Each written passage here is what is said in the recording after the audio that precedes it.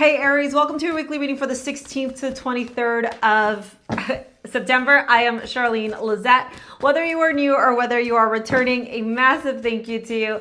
Either way, I hope you click subscribe and become a part of our collective. Look, Aries, whether you are new or returning, you all know, well, if you're new, you wouldn't know. I have an Aries stellium and I'm Aries Mercury. I'm going to tell you how it is, okay?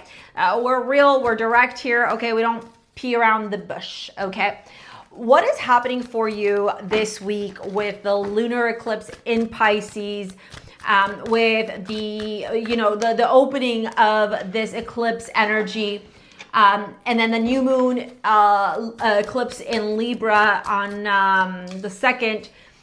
We're walking into eclipse season, okay? Like we're already in the shadow period of it. And what's happening on the full moon on the 17th is essentially a precursor, a preview, trailer to what we're all collectively going to be experiencing for the next 2 years. Here's what I'm going to tell you, okay? There is really big change happening for you. Some of you may have Libra placements, maybe like you're a Libra rising, Libra moon, or Libra Venus. There is something here to be said about your energy, Aries, and the energy we've been picking up lately for you is very transformative. And sometimes transformation can feel very easy. It can feel like a lot of fun. It can feel very playful. And then there's other times where it can feel a little bit jarring, a little bit uncomfortable, right? Where you almost like want to resist because you're like, what the heck is going on here? I'm not sure I like this. I'm comfortable in my safe little space. Well, this full moon in Pisces is a propeller into one's cosmic destiny, into one's soul's purpose, into you stepping into your highest expression. And so that means that anything that is hindering your self-development, any internal stories, any habits, any behaviors, like any of that shit it's gonna be like pushed to its limit and forced out of your life. That's why, in a lot of the videos I've been posting about this eclipse, I say like shocking revelations, shocking truth, drastic changes. Like these words are not just being thrown around for no reason. The cosmos actually indicate that the change that we're all going to be experiencing during this full moon is like a spontaneous spiritual awakening. If you've been doing the work, if you've been holding yourself accountable, then it may not be as harsh for you. On the other side, if you are refusing to let go of something that just needs to be let go, babe, I'm here to tell you, Source is turning around this week and going, let it fucking go. Like,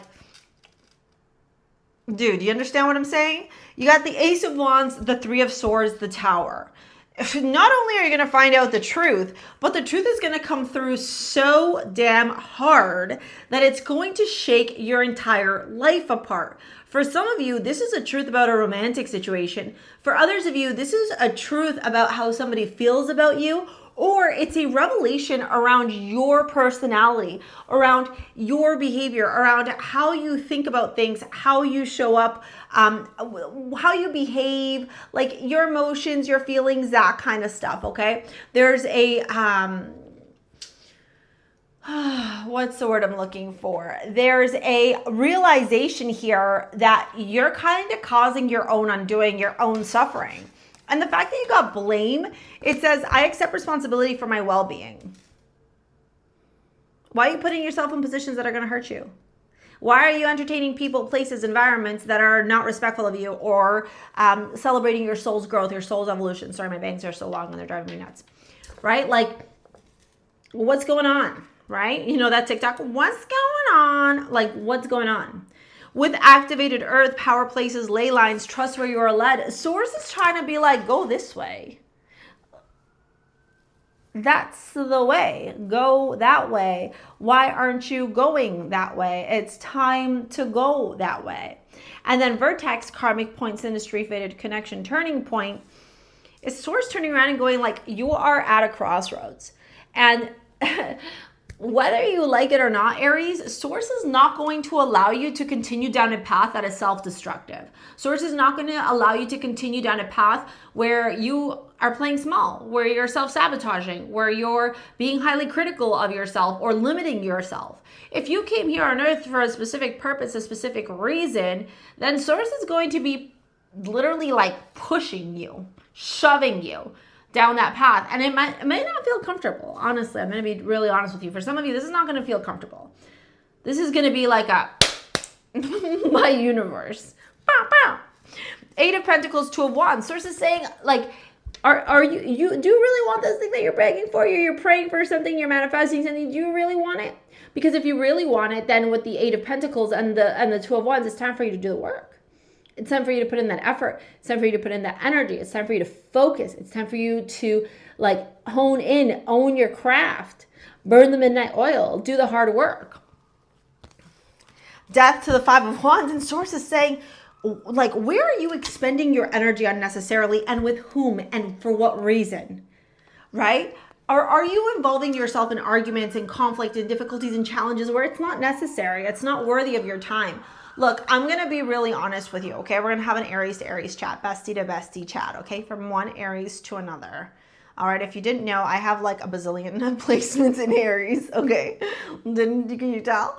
All right, let me get the romance cards while I'm doing this for you.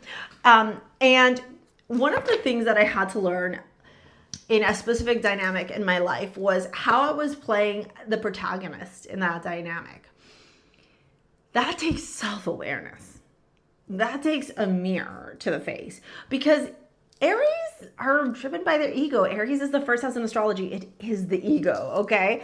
And so there's nothing wrong with your ego. It's how you're going to tune into your ego that makes the difference. So for example, in this dynamic, this person would purposely push my buttons. And I mean like to the point where if I told you stories, you'd be like, damn, that's an evil person. That's a malicious, toxic, narcissistic, like highly combative individual. And I would answer to you, yes, that is. And I would react. They knew how to push all the buttons to make me react in a certain way, or to get me going, right? And they were just doing it to elicit a response. Remember, people who are toxic, people who are narcissistic, people who are argumentative, they need that reaction. They need that response, okay? And for the longest time, I was like, I'm not reacting. And then I would go look back at interactions and I was like, they put the bait and I bit into it, and I would bite into it every single time.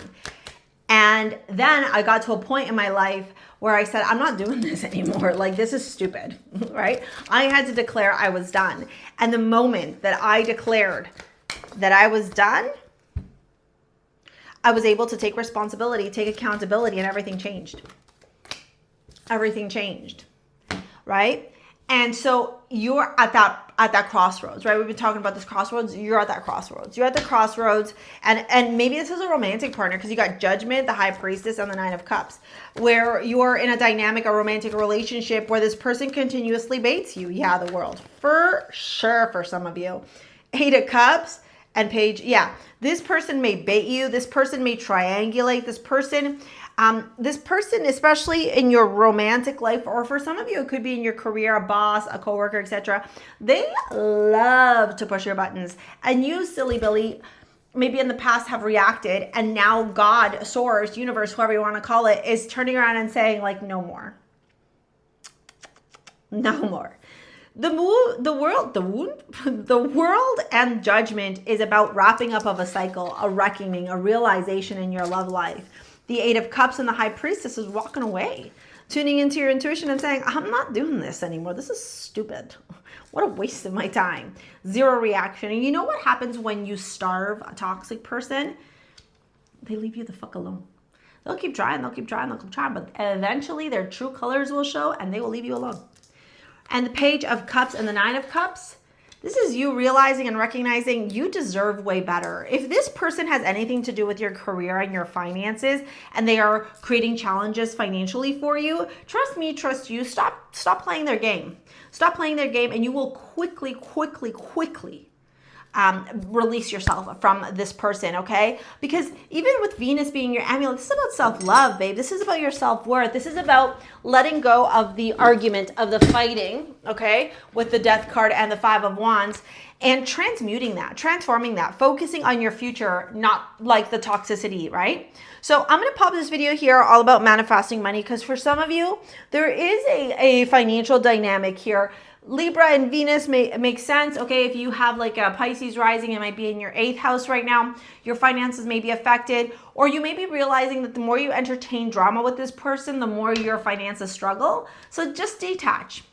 Detach, let go, okay? So here's that money manifesting video. If you want to book a session with me, you want to work with me in any capacity, it's in the description box below. Thank you for your likes, your comments, your shares, your subscribes. We will see you later, alligators. Peace out. Bye.